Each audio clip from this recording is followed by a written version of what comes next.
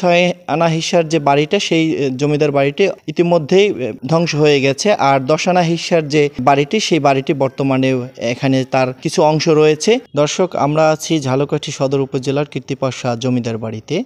মূলত এই জমিদার বাড়িটি 19 শতকের প্রথম দিকে বিক্রমপুর জমিদার বংশের রাজা রামসেন গুপ্ত এই কীর্তিপাশা গ্রামে আসেন এবং এখানে এসে তিনি তার 2 ছেলের জন্য 2টি বাড়ি নির্মাণ করেন। এর মধ্যে বড় ছেলের জন্য পূর্ব পাশে যে বাড়িটি নির্মাণ করেন সেটি ছিল 10 আনা হিস্যার বড় বাড়ি, আর ছোট ছেলের জন্য যে বাড়িটি নির্মাণ করেন সেই বাড়িটি ছিল 6 আনা হিস্যার বাড়ি।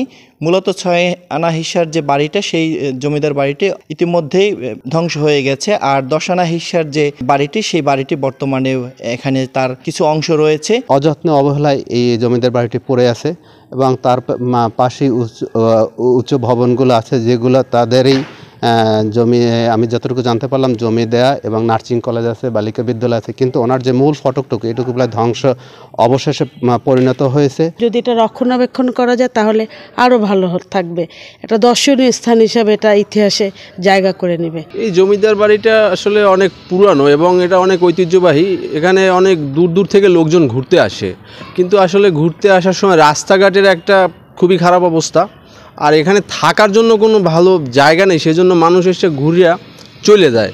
এই জমিদার বাড়িটি মূলত ইতিহাসের একটি ঐতিহ্য বহন করে। ঝালকাঠি জেলার বিভিন্ন প্রান্তের থেকে কিন্তু এখানে জমিদার বাড়ি দেখতে প্রতিনিয়ত আসেন, এবং এই জেলা না শুধু বরিশাল বিভাগের বিভিন্ন অঞ্চল থেকেও এই বাড়িটি দেখতে আসে প্রতিনিয়ত। তবে আমরা এখানে যে জিনিসটি দেখতে পাচ্ছি, কীর্তিপাশা জমিদার বাড়ি যে সংরক্ষণের অভাবে কিন্তু আস্তে আস্তে বিলীন হয়ে যাচ্ছে।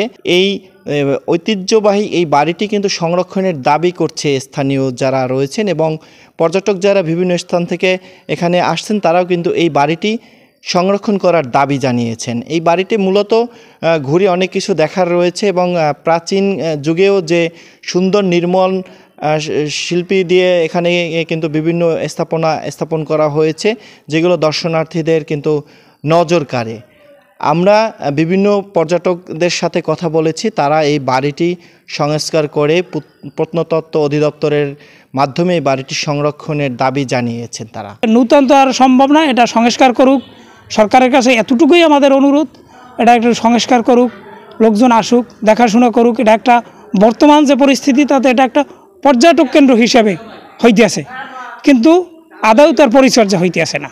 এই কীর্তিপাশা জমিদার বাড়ি দেখার অনেক কিছু আছে। এখানে শুক্রবার বিভিন্ন জেলা থেকে এখানে লোক আসে দেখতে। তারপর এখানে একটু শুক্রবার একটু চাপটা বেশি থাকে, অনেক লোক আসে এখানে।